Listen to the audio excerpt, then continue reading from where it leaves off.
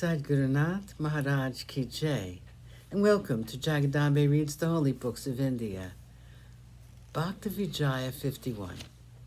As you may remember, Kabir's mother was beating him with a stick, but the Lord was the one who was feeling the blows. He told the mother, "That's enough." So said the dark-complexioned one.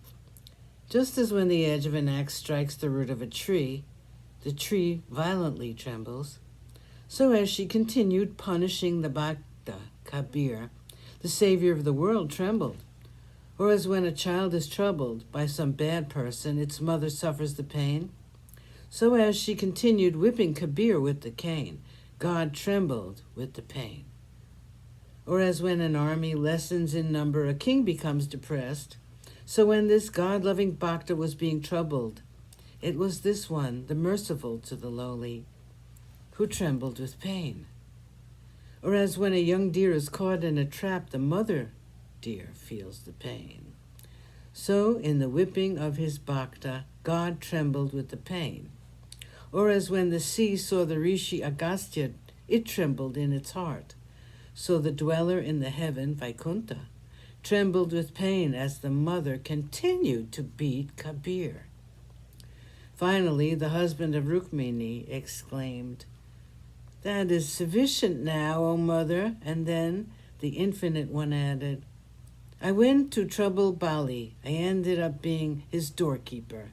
So in the end, my deception had its positive result.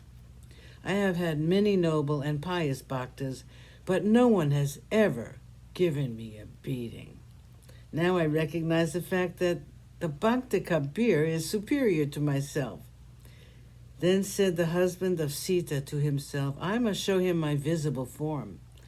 And because I troubled him in the guise of a Brahmin, so he did not recognize me."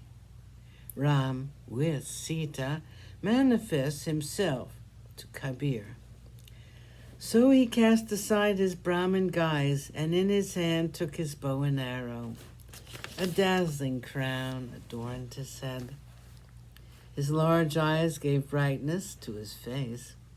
In his ears were the most brilliant earrings. His chest was broad, but his waist was slender. Around his neck was the purest of jewels, the Kaustubh, and the Vijayanti garland adorned his neck. Around his waist was an embroidered yellow garment. On his feet were the vanki and the todar ornaments. The husband of Janaki thus presented himself together with Sita. Kabir opened his eyes and looked. It was as if 1,000,000,000 suns had arisen. Seeing such a form as that, he embraced his feet. The dweller in Vaikuntha then said, "You have stood my test. I shall never forget you, just as a mother never forgets her child. Just as experts pierce coins with their instruments and then string them together, or as they test diamonds by hammering them on an anvil and then store them in their treasury. So I have put you to the test. Now I will put you in the depths of my heart, always looking on you with the eye of favor."